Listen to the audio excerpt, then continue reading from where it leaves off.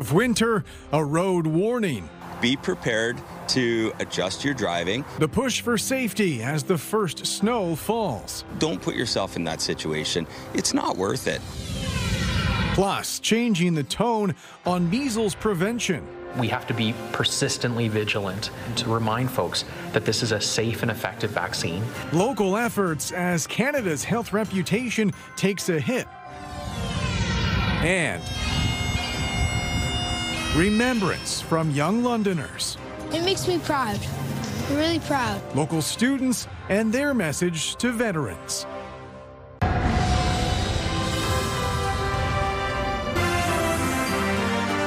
CTV News with Carlyle Fiset. Good evening. Thanks for joining us. We begin tonight with the weekend blast of winter across our region, and depending where you live, there could be more on the way. And Julie Atchison will have more on just how much that could be shortly. But with more on the snow that has fallen so far, here's Sean Irvin. The changing of the season, the serene landscape, the crisp, cool air, and the return of the snow brush. I might need a new brush, I think. And on this day, I was not the only one. But in true southwestern Ontario fashion, it really depended on where you were. While the 400 series highways through London remain mostly clear on Monday, you only had to look west to see winter chaos. Highway 402 saw multiple vehicles off the road as a heavy snow squall pounded the region. Police are urging caution and driver awareness. Slow down. Slow down. Be prepared to adjust your driving. And that includes being ready before you start your car. Scrape off your side windows, scrape off your mirrors, and scrape off your headlights, and keep your headlights on. We found plenty of examples of people caught off guard. Police say vehicles not properly cleaned off are a hazard to their operators and others on the road. Somebody will be getting stopped as long as we have the time and it's safe to do so. But yeah, just don't put yourself in that situation. It's not worth it. Preparing for storms is another key part of winter safety. At this tire shop, Sunday's snowfall translated into a flurry of requests for winter tire installations. In most cases, bookings are now 3 days out. We are running full tilt. We're all hands on deck. Largely because most of us wait until the last minute. I'm going to say there's probably about 30 to 40% that are early, and the rest of them, honestly, they wait till the snow. Do you run snows? Yeah, we switch our own though, so yeah, all good. We don't have to wait in the lineups. A pair of surveys over the past 2 years found 70 to 80% of Ontarians put winter tires on their vehicles. Now, do you switch to winter tires? No, because I don't drive that much just in the city. My wife's got a van. She got snows on hers. So.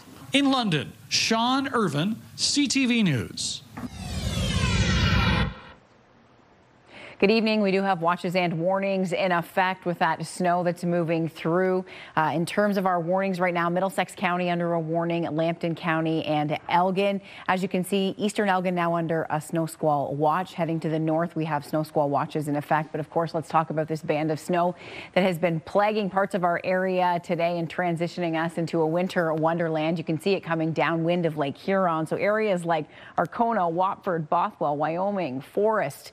You've been dealing with some heavy snowfall today. Glencoe, upwards of 20-25 centimeters of snow, and this persistent band continues. So in London, what's going to happen tonight is this snow band will slowly start to drift eastward, and it's expected to lock in overnight. That means we will likely see 10 to 15 centimeters of snow as we head through the overnight into first thing tomorrow morning. So this is the band that is causing all of the problems. And again, it's just cold air that's moving out over Lake Huron. Temperatures -2 to -4. We're dealing with wind chills from -8. It'll feel close to a -10 tonight. So flurries developing in the London area. The temperature hovering at about -3 and winds gusting out of the northwest. That will lead to blowing snow and low visibility as we head into tomorrow morning. Now coming up, we'll take a look at the forecast model together. I'll show you how this system moves through the area. And again, with lake effect snow, it has to lock in over the city in order for us to pick up those heavier accumulations. So through the day today. It's been just off to the west. Coming up, Carlyle, I'll take you through that forecast, and we'll look ahead at some warmer temperatures and a bit of a rebound as we move through the week. All right, Julie, thanks very much. Sarnia's mayor is rejecting calls to cancel a political hopeful's appearance at a city arena tomorrow night. Brian Bicknell has more on the anti-Semitism allegations behind those calls. And I'm running to be the leader of the NDP. Activist turned political hopeful Yves Engler says he's being wrongly accused of being a racist because of his views on Israel's war in Gaza. The people opposing apartheid or have been flipped upside down to be the racists, when in fact it's, of course, those who have been promoting apartheid and genocide that are the racists. Engler wants to be leader of the federal NDP. He's booked to speak at Sarnia's Clearwater Arena Tuesday night. But the Canadian Anti-Semitism Education Foundation has written to Sarnia Council calling Engler a notorious anti-Semite, saying the city of Sarnia has no business renting out space to platform his hatred of Jews. President Michael Tieper adding, if you let it proceed, it will get very awkward. Mr. Engler has a long-standing track record of not just anti-Israel agitation, but anti-Semitic remarks. He's very fond of using the term genocidal Jewish supremacist. I think that he's unfit to be hosted by a public institution such as the city of Sarnia. Sarnia Mayor Mike Bradley says he can't prevent someone from renting space. We're not in the censorship business of who speaks. In this person's case, he seems like a fringe candidate for the NDP leadership. So far, I have not seen anything that would indicate that there would be a way to ban that person from renting a public hall for a public gathering. Engler is also scheduled to appear in London on Wednesday night, but in this case is at this private venue on Piccadilly Street as opposed to a public building, and is being hosted by the activist group People for Peace. Neither event is sanctioned by the NDP, and according to a London party official, Engler has no formal association with the NDP. Within NDP spaces, he has declared himself an NDP candidate. He's put out literature declaring himself an NDP candidate. But as far as the party recognizes, he has no official standing at this time. Engler tells CTV News he has filed papers with the NDP to be vetted for candidacy, his first step in his bid to join the race. Brian Bicknell, CTV News. Canada has been stripped of its measles elimination status. For nearly 30 years, our country has been considered free of the highly contagious viral infection. But in the last year, it's come back with a vengeance. As Annie Bergeron-Oliver reports, the primary reason, declining vaccinations. Measles is one of the world's most contagious diseases, but low vaccination rates leading to a year of outbreaks across the country have lost Canada its measles-free status. Everything's pointing in the right direction. Unfortunately, we couldn't stop the outbreak completely in time to lose our elimination status.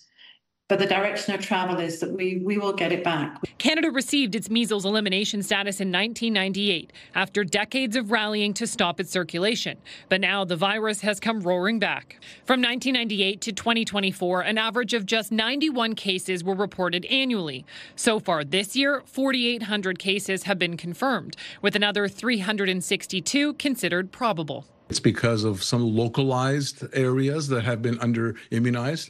And it's a shame because it's not a reflection of overall Canadian experience. Measles infects the respiratory tract and then spread throughout the body, with a rash and high fever the most common symptoms. While most recover, it can cause deafness and, in rare cases, death. The second the rash starts, it's like anybody would know. Literally from head to toe, under their feet, in between their toes, everything. Michelle Sear's daughter was hospitalized with the measles last month. Sear has no idea where she caught it. Make sure you do your vaccinations. That's my biggest concern, because if I was a little late with hers, and I think that if I would have got it on time, then maybe she wouldn't have got it. The Public Health Agency of Canada says transmission is slowing, but that it will take time to finish this outbreak. Annie Bergeron-Oliver, CTV News, Ottawa.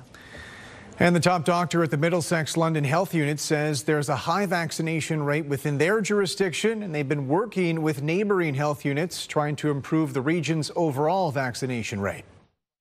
We have to be persistently vigilant to make sure that we are building relationships with community leaders, that we're building relationships with parents, that we're providing a trusted source of information to remind folks that this is a safe and effective vaccine.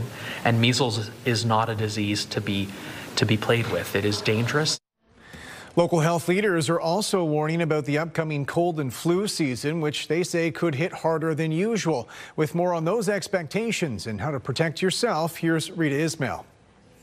London Health Sciences Centre is rapidly preparing for what they say could be one of the worst flu seasons in the past decade. Try to use the data from Australia and Southeast Asia to predict what kind of flu season we're going to have. And unfortunately, they've had their worst flu season on record in the last 5 or 10 years. And we're anticipating that this will be quite a harsh flu season. Dr. Lim says there are a few factors behind the data, including a decrease in immunization and the latest strain of the flu. Luckily, they've opened up many immunizations within Ontario for both flu, COVID, and for high-risk populations, RSV. And the other factor is that the flu will naturally mutate over time, and they're monitoring very carefully, but there seems to be a major mutation this time. Dr. Lim says LHSC is well positioned to support the region, but adds now is the best time to get vaccinated to protect both individuals and the healthcare system from being overloaded. You know, it's cold outside now. As we congregate into close settings, we know viruses spread very easily. So, you know, if you have a child or you yourself are sick, try to stay away from others, try to prevent that illness from easily spreading to others. Those most at risk include young children, seniors, pregnant women, and immunocompromised individuals. Anyone aged 6 months or older is eligible for the flu vaccine, and health officials are also reminding Canadians of several other simple precautions, such as washing hands, staying home when sick, and wearing a mask in crowded spaces. Rita Ismail, CTV News. London police say they're investigating a shooting in the city's northeast. According to police, someone fired shots at a townhouse on Huron Street early this morning. They say they found evidence of multiple shots fired and the property was likely targeted. According to police, there were people inside at the time, but no one was injured. A life sentence was handed down today against the woman at the center of a murder case involving a body found in a barrel. With more from the London courthouse, here's Nick Paparella. 41-year-old Ashley Bourget did not address the court at her sentencing hearing. In May, she was convicted of first-degree murder in connection with the disturbing and horrific killing of 59-year-old Grant Norton. The victim and the accused were both area drug dealers. In July of 2020, Bourget lured Norton to her place on Adelaide Street with the help of others to rob him of a large amount of cash. Once there, Norton was tied up, beaten, and stabbed to death. His body would eventually be found stuffed in a white plastic barrel by the Thames River, not far from the Adelaide Street apartment. Justice Martha Cook sentenced her to life in prison, and she won't be eligible for parole until serving at least 25 years, saying Mr. Norton was restrained, robbed, savagely beaten, and stabbed. She continued, Ms. Bourget may not have been the only person involved in Mr. Norton's unlawful confinement and violent death, but she actively participated in the killing. Before Bourget was escorted from the courtroom, the judge told her whether you earn parole in 25 years or ever will depend on what you do starting today. Bourget was one of 5 convicted in connection with the brutal killing. 33-year-old Wesley Peters, who pled guilty to manslaughter last month, is the final one to be sentenced in this case. His next court date is scheduled for February. Nick Paparella, CTV News. St. Thomas police say they've laid multiple charges against a man they say pulled a knife at St. Thomas Elgin General Hospital this weekend. According to police, officers were called early Sunday morning for reports of a violent patient refusing to leave the emergency department. Police say the 29-year-old suspect surrendered a knife when they arrived, and then he was arrested. City councillors lamented a $1.3 million project today meant to develop computer software which staff admit they will never use. The amount of time and money that's gone into this, not ending up with a final product. A council committee had asked staff about new guardrails to ensure the Housing Collaborative Initiative's mistakes are never repeated. 8 municipalities had spent more than a decade developing computer software to track social housing waitlists, which was never used in London. The complexity of those 6 or 7 municipalities over the time, that really has added to, that is the key component that has challenged this project. At various points, there were decisions made by the group that may not have been in the best interest of London. Grey County municipal officials have rejected a proposed bylaw which would restrict new gravel pits. Scott Miller has more on the decision and the reaction from residents. Citizens fighting for a bylaw to pause the approval process for 4 large gravel pits near Durham were left disappointed last week when West Grey Council denied their request. The council had a clear opportunity to protect the Saugeen River, local residents, our ecosystems, but chose not to take it. Were we disappointed? Absolutely. West Grey's denial of an interim control bylaw on aggregate applications means it will now be up to Grey County to review the entire county's aggregate policies, which may not happen until 2027. These applications will be managed with out-of-date policies that will not ensure the right decision is being made. So while it's disappointed, we're not discouraged. It's only strengthened our resolve to keep pushing for stronger science-based policies that put community environment first. That's exactly how Rebecca Garrett and Jennifer Morris feel. For the past 5 years, they have been fighting a proposed below water table gravel pit in Huron County near the Maitland River.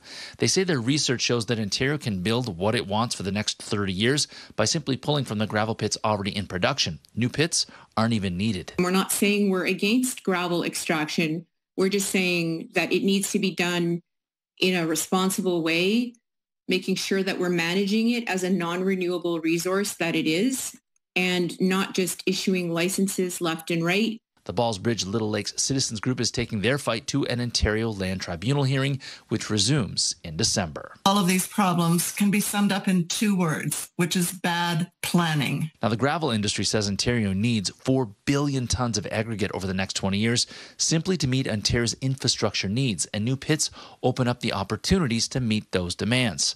Smelco says it's about where the pits go. Proximity to rivers, wetlands, and homes should be taken into consideration. So at the end of the day, this is really about balance and timing, making sure gravel extraction doesn't come at the cost of our watersheds, clean water, healthy ecosystems, or community well-being. In Midwestern Ontario, Scott Miller, CTV News.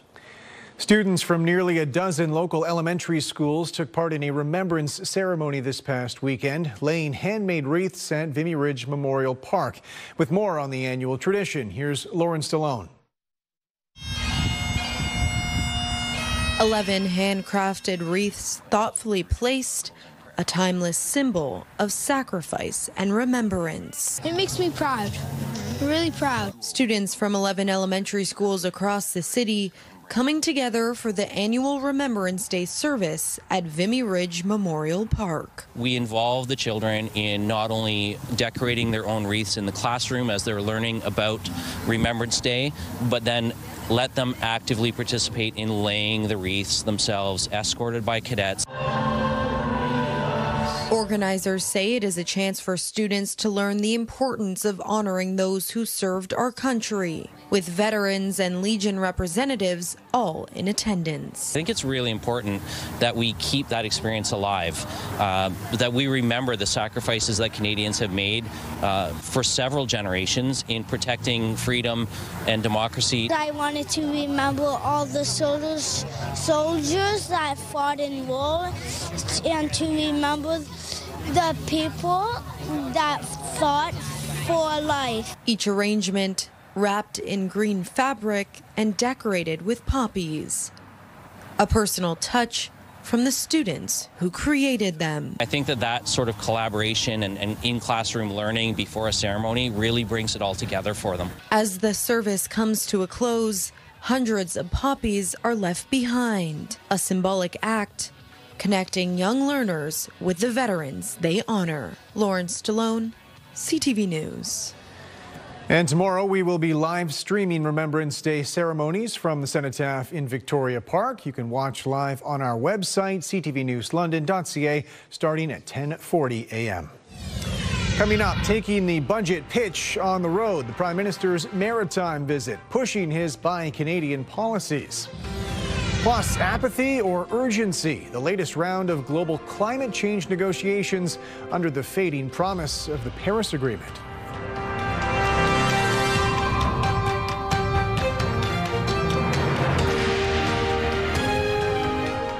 Download the CTV News app and stay on top of local stories as they unfold. We begin tonight with Ontario's latest. Customize your feed and watch live wherever you are. ctvlondon.ca, your home for news. Welcome back. The Prime Minister was in New Brunswick today promoting his budget. He had a meeting with the province's premier and then provided more details on the federal government's Buy Canadian policy. With more on that, here's Mike Lecouture. Next round of major projects, the government will face even more pressure to please every province. And the Prime Minister was providing few hints as to where they will go. The next round of major projects is going to be announced later this week, on Thursday. So we know when, but we don't know what will be announced in the second phase of the so-called nation-building projects.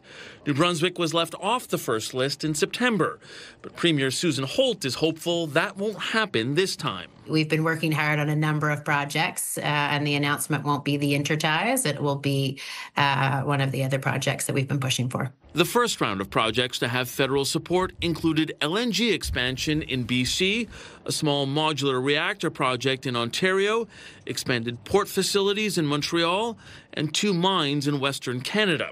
Alberta Premier Danielle Smith is pushing for a bitumen pipeline to Tidewater to be on the next list. On her radio show this weekend, she said she's in discussions with the federal government. We've been going back and forth now daily on a memorandum of understanding, and I hope that we're able to iron out some of the differences that we have in time for Grey Cup or shortly after. BC's premier has pushed back on a pipeline running through his province, but Prime Minister Carney hasn't ruled one out, possibly dropping a hint last Friday. One of the things with, don't worry, we're on the pipeline stuff. Danielle's on line 1. Don't worry, it's going to happen.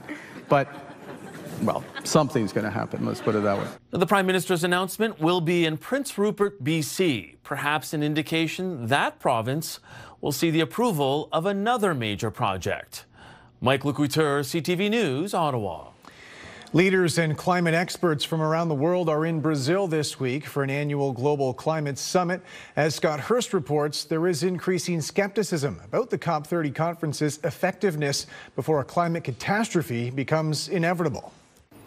International leaders are being urged to tackle the climate crisis with more urgency and more cooperation, but it comes at a time when some key global partners appear to be backing away from the climate fight. I am very worried about Canada's participation, given that the recent signals that we have gotten from Prime Minister Carney and his government have only been about moving back on existing policy. The Canadian delegation might face some criticism at the COP30 summit getting underway in Brazil as climate observers point to the recent budget that's big on development and an expansion of energy projects, but a retreat of some Trudeau-era climate policies. Environment Minister Julie de Bruijn, who's leading Canada's delegation, however, pitching the Liberals' climate competitiveness strategy as a shifting approach that she claims will connect climate ambitions with economic growth. But the framework is short on details and provides no update on where Canada stands on emission reduction targets. This strategy connects our climate ambition with a plan for economic growth. It prioritizes measures that deliver the greatest emissions reductions and increases competitiveness at the lowest cost for Canadians. To no surprise, U.S. President Donald Trump is not attending COP30. He's been critical of climate science and has pulled the U.S. from the landmark Paris Agreement of a decade ago, meant as a framework to hold nations accountable in limiting warming. That's leading to questions about the relevancy of the summit and its ability to pull nations together when some are pulling back. Scott Hurst, CTV News, Toronto. Hundreds of winter jackets were handed out this weekend at the Boys and Girls Club of London. With more on the campaign and the people it supports, here's Brent Lale. Arriving from Africa earlier this year, the Bokonda family have never seen a Canadian winter. It will be my first time to see snow. In Canada for 6 months, they were taking advantage of the Boys and Girls Club's Coats for Kids drive. It is our first winter. They told me that it's possible to have some coats for my child, so I come especially for him. For more than 35 years, the campaign has been helping Londoners.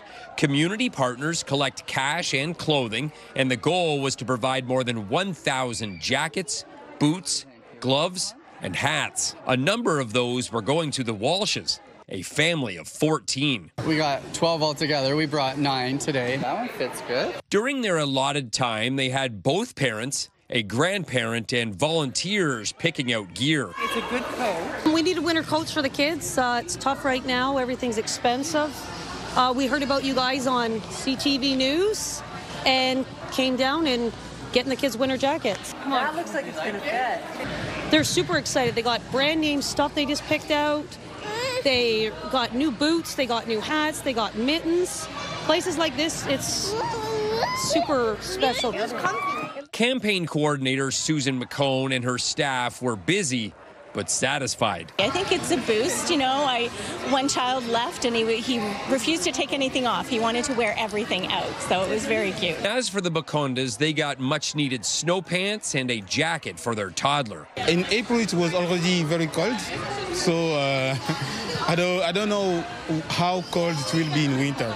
So it's well to be prepared. Brent Lale, CTV News. Well, Julie's on the desk with me now. Mother Nature providing a pretty blunt reminder of what's going to be coming this weekend. We're not through it either, as it sounds like more snow is on the way. Yeah, big lake effect snow squall right now moving through eastern Lambton County. And in Lambton, they could see close to 50 centimeters. That's a lot. It is a lot. It's been falling all day and it's continuing out there tonight. Now, we did have numerous pictures come in this afternoon of the snow just west of London. And I mentioned some of those areas off the top. And of course, Forest being hit hard. Glencoe, Elvinston, Watford, all the areas. If you're at home watching and you're thinking, I didn't get any snow, you're definitely not in this county where you can see the snowfall close to 30 centimeters this afternoon. So again, definitely coming down out there tonight, and that band of snow slowly starting to shift towards London. It is moving east and it's made its move into Strathroy and western Middlesex County, starting to see some heavy amounts accumulate. Today, just -1, well below normal for this time of year, and our low coming in at -5. At the London airport on the hour, it's -2, and the winds out of the northwest. Now, those winds out of the northwest are pushing that snow squall towards the city of London, and accumulating snow is expected to develop tonight and overnight. Now, we could briefly see it shift back out, but I am expecting overnight for it to lock in over London. If that happens, we'll likely pick up about 15 centimeters of snow. So what's responsible for that? Just the cold air. So we had a weather system that moved through over the weekend, bringing the first snowfall for many of the season. Toronto seeing the earliest snowfall in 56 years. Now, in London this time of year, we often see lake effect flurries and flurry action continuing. We are expecting that as we head through the overnight and into tomorrow morning with blowing snow. Overnight temperatures anywhere from -3 to -4, with the wind chill close to -10. What I want you to notice tonight as we take a look at the national map is this huge drop. This is a dip in the jet stream. It's a trough that has developed, and that cold air has made it all the way down to Atlanta. It's just +1. Further south, look at Orlando, just 14 degrees. So the cold air really invading in through the Tennessee area as well. So Ohio and Tennessee feeling the chill, and that cold air really has some deep roots. As we take a look at the next 24 hours, that snow squall, as I mentioned, over London overnight and into tomorrow morning, and you can see it just slides over the city. It'll be in Oxford County as we head past about 9 to 10 a.m., and then it will weaken significantly. Light flurries expected. Of course, tomorrow is Remembrance Day, and many people making plans to be at outdoor cenotaphs and ceremonies in and around the region. It's going to be cold in the morning. We do have flurries and snow squalls and blowing snow, and we could have some very rough road conditions. Eastern Lambton County tomorrow morning, as well as western Middlesex and all of London. So eastern Middlesex, you'll get hit as we head through the early morning hours. So watch the numbers come up. So that's about close to 15 centimeters in London. So the majority of that falling overnight and first thing in the morning. If you're wondering if there will be bus cancellations, we'll have to wait and see, but it looks quite likely as this snow squall is expected to lock in for some. Temperature-wise, heading into tomorrow afternoon, flurries +1. Heavy snow squalls ending by about 9 to 10 a.m. in London, and then flurries will taper off, mainly cloudy but gusty winds and still quite cold. Now, as we take you through the next 7 days, we will see improving conditions on Wednesday, the chance of lake effect showers. So we do have high pressure, but the air is still quite cold, and that will generate some off-lake showers as we head through Wednesday and Thursday. Friday looks beautiful. We have lots of sunshine on the way, and the temperature is headed back to where we should be for this time of year, with sunshine, mainly cloudy on Saturday with some nighttime rain and the chance for showers on Sunday.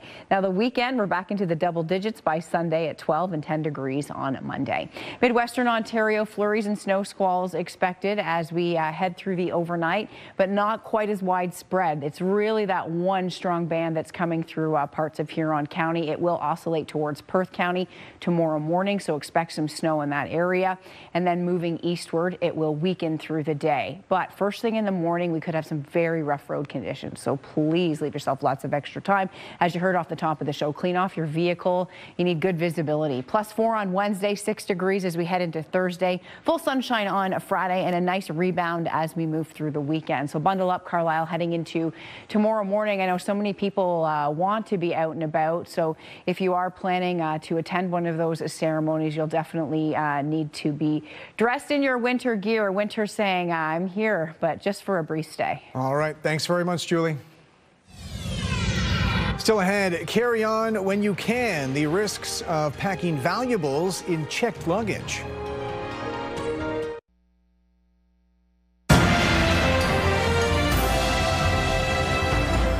Recent job numbers show Midwestern Ontario has among the lowest unemployment rates in Ontario. According to Stats Canada, the unemployment rate in Huron, Perth, Bruce and Grey counties has fallen to 4.3%, the province's lowest. The rate fell half a percentage point last month, with 6,400 jobs added in the region. The data shows the biggest gains in agriculture, construction and utilities. Employment in manufacturing fell. Right now, there are about 2,600 job vacancies across the region.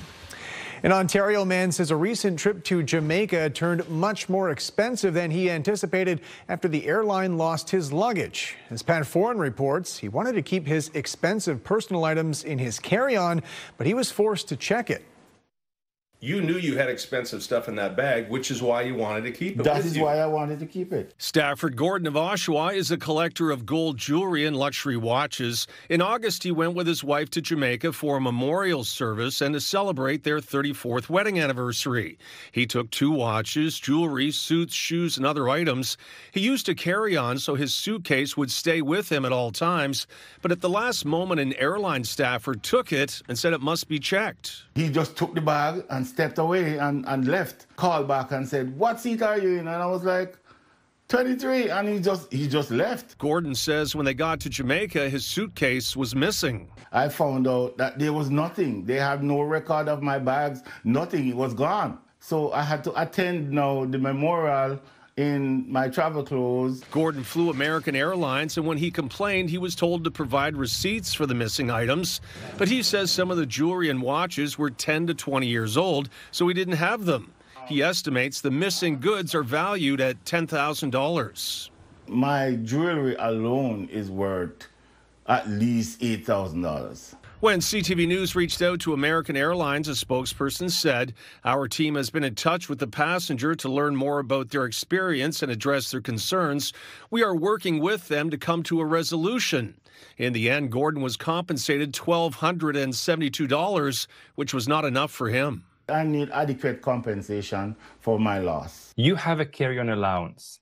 The airline has to honor that. Air passenger rights advocate Gabor Lukash says Gordon should have been given $3,000 as a starting point, and if he can prove the value of his items, he should get much more. He advises Gordon to take the airline to small claims courts. If the airline takes your baggage, they are liable for your baggage. They have to deliver it back to you. Gordon says it was a frustrating experience, and he still wants more compensation for his lost carry-on. Pat Foran, CTV News.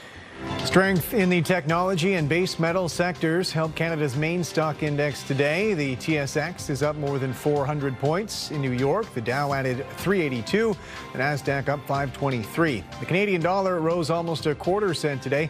On commodity markets, gold way up more than $110 an ounce. Oil added 38 cents a barrel. Later on CTV News, an unplanned reunion for two former pen pals. Their happenstance encounter more than 3 decades later.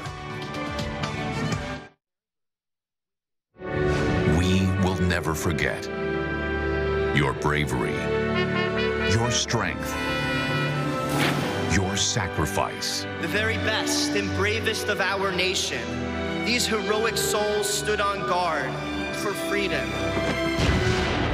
Join the CTV News team and me as Canada comes together to remember. Remembrance Day 2025, Tuesday morning at 10 Eastern, 7 Pacific on CTV. King's University College in London has appointed a new president. Robert Ventresca has been serving as the institution's acting president and will now take over the permanent position for a 5-year term. He's a King's graduate himself from the class of '93. He was also previously a history professor and in recent years held several senior administrative positions. Many Western University students spent this weekend going through countless packages, putting together supplies for people who may need the support. With more on the sorting party, here's Lauren Stallone.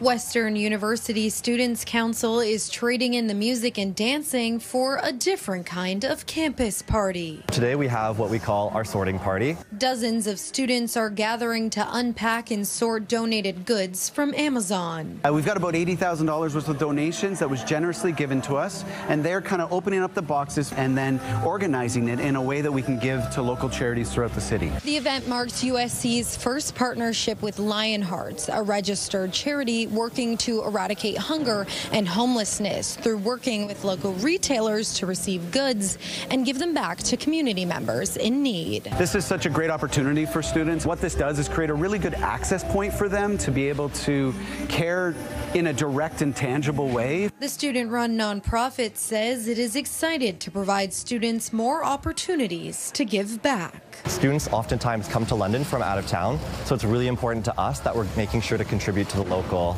community that's so welcoming to us for 8 months of the year.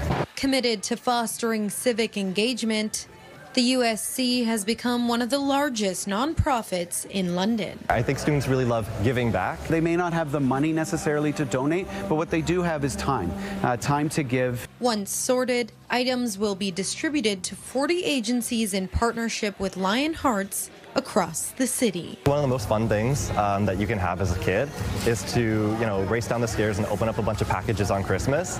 And this is even better because you get to open those packages but make sure that the contents go to people in need. Lauren Stallone, CTV News.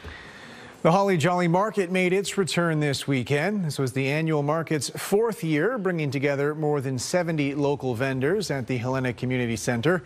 The event featured food, drinks, and a Christmas-themed photo op. Organizers promoted it as a chance to support local businesses as the holiday season gets closer.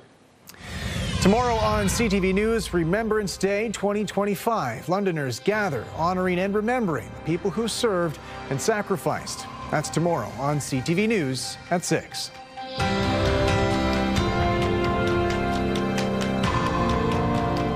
Tomorrow, a blockbuster twist in a W5 investigation that exposed a global network of sexual predators. Ain't no pill gonna cure this ill. Behind bars is gonna stop it. A man we nicknamed Henri uploaded videos of his wife. He deserves to get caught. He needs to be caught. We reveal how W5's evidence has put a man behind bars in Geneva, Switzerland. Tomorrow on CTV National News and ctvnews.ca.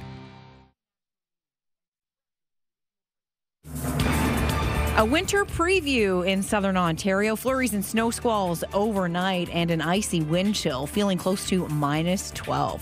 Flurries continue for your Tuesday morning, but ending by the afternoon. And temperatures are set to climb as we head into the weekend. Thank you to Linda LaForge for this photo taken in Dorchester. A beautiful contrast. And developing news tonight, provincial police have closed the eastbound lanes of Highway 402 in Warwick Township in Lambton County. They say the closure is because of blowing snow, icy road surfaces, and whiteout conditions. They're detouring eastbound vehicles off the highway at Forest Road. President Donald Trump has pardoned his former lawyer, Rudy Giuliani, along with several others accused of backing Trump's attempts at overturning the 2020 presidential election. A Justice Department official has confirmed the pardon is full, complete, and unconditional. It also includes a former Trump chief of staff, as well as 2 conservative lawyers.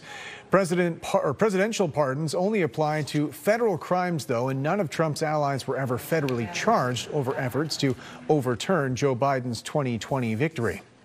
Meanwhile, Trump was booed at an NFL game yesterday.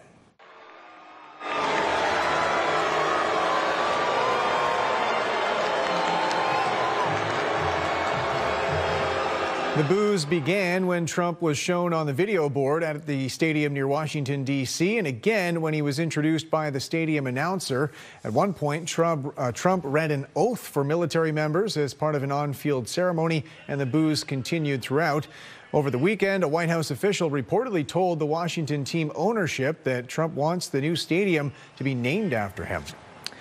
A new study carried out here in Ontario suggests people involved in car crashes should wait before getting back behind the wheel. As Pauline Chan reports, that's coming from growing awareness of concussions.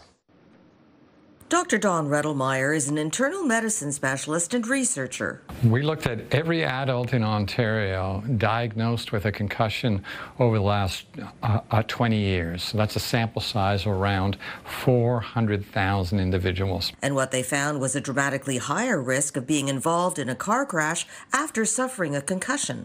Patients in the aftermath of a concussion face about a 50% increase in the risk of a traffic crash, a 50% increase. 1 in every 13 concussion patients was injured in a serious car crash. The increased risk accounted for 1,633 ambulance calls, almost 60,000 days in hospital, and $835 million in medical costs. It's a big surprise. What was even more surprising was just how dangerous the very first month was. That was associated with about a 500% increase in the risk of a subsequent traffic crash. The study's findings hold not just for those driving, but even former concussion patients who are on the streets as pedestrians. They also found that the risks grew with the number of concussions a patient had suffered. I think it's a function of the brain fog, the slowed reactions, the episodes of inattention, the times of confusion that just make it harder to navigate in high-speed traffic. You can even find remnants of it 10 years later, but the most dangerous time is going to be the first 4 weeks. Rettelmeyer says concussion patients are advised to get out of the house and do moderate activities as they recover, but he urges extreme caution whether you're driving or walking in traffic. Pauline Chan, CTV News.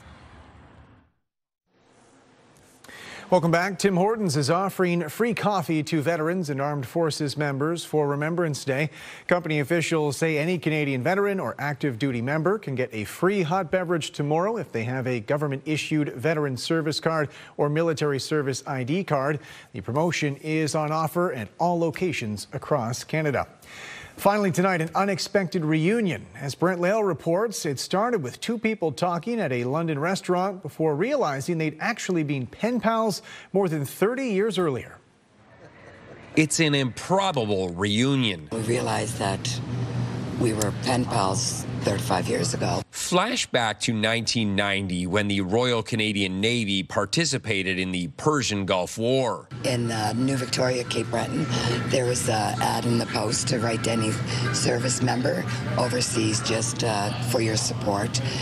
So I had done that. You must possess an awful lot of courage, faithfulness, and honesty to your country. Halfway around the world, Petty Officer Richard Austin was patrolling the sea aboard the HMCS Athabascan. In my way back to my watch station on the ship, I would just stop by sick bay, and the box was there, and I grab letters and take them back, and then when I got down to where I was going, then I would read who it was from. I think the pink envelope caught my eye. Austin would then write back. Thank you so much for your thoughtful letter. I was dealing with a weapon system, and I was all alone for like 12 hours a day, so I had to have something to occupy my mind. Fast forward 3 decades later. Lisa Johnson has moved from the East Coast to London, Ontario, and works as a server. I served these two gentlemen, Rick and Mike. We got to chatting, and I said I wrote to a Navy personnel back in 1990. I have the letter here. So when I produced the photo of the letter, Rick said to me, Lisa, that's my writing. And just goosebumps, like, there's no way. And when she showed it to me, I recognized my writing and my unique computer graphics that I did to write to a lot of people. Yeah, it was just, oh, wow. The two see each other every weekend when Richard comes in for breakfast. He served us in the military, so now I get to serve him. And you need those moments in your life, especially today, to have a bright ray of sunshine shine in. And so it's just like, yeah, there is good in the world. It's rare for military stories to have a happy ending. This one not only makes you feel warm inside, but it's a tale worthy of a Hollywood script. In London, Brent Lale, CTV News. That's it for us. Thanks for watching. For your latest local headlines, you can always head to our website. I'm back tonight with your late news after Monday Night Football. Bye for now.